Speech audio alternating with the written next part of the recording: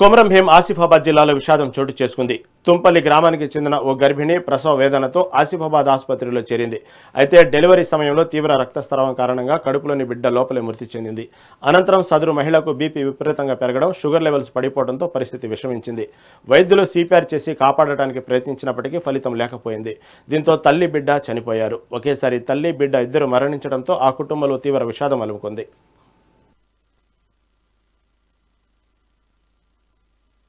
Asifabad తుంపెల్లి case బాబేజరికి అమ్మ వాళ్ళ ఇంటికి వచ్చింది మా ఏరియాకు. నేను అక్కడ ఏంటండి ఫిబ్రవరిలో వచ్చింది. వచ్చినప్పటి నుంచి మేము ఫాలోఅప్లో ఉన్నాము.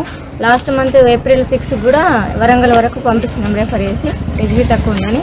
అక్కడ ఒక 6 days ఉండి వచ్చింది. మళ్ళీ ఈరోజు కూడా మాది ఏఎన్సీ క్లినిక్ ఉంది. ఈరోజు ఏఎన్సీ క్లినిక్ వచ్చేది కానీ మార్నింగ్ పెయిన్స్ వస్తున్నాయంటే 108 వెహికల్ పంపించిన. నేనేమో ఏఎన్సీ క్లినిక్ ఉందని అక్కడే ఉన్నా. ఆశనిచ్చి డెలివరీతోనే ఆసిఫాబాద్ పంపించిన. ఆసిఫాబాద్ లేదా ఉంది. మరి ఇక్కడికి రిఫర్ చేయడానికి కారణం ఏంటి అని నాకు డౌట్. సివియర్ బ్లీడింగ్ అవుతుంది అని చెప్పేసి ఇక్కడికి రిఫర్ చేసింది. ఇప్పుడు తల్లి బిడ్డ ఏమైంది? బేబీ లోపలనే డెత్ అయింది. తర్వాత ఇక్కడికి వచ్చిన తర్వాత కొద్దిసేపటికి మదర్ కూడా డెత్ అయిపోయింది.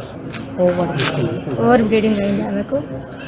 డెలివరీ బేబీ బయటకు వచ్చిన తర్వాత కూడా ప్లెజెంట్ తొందరగా బయటకు రాలేదంట.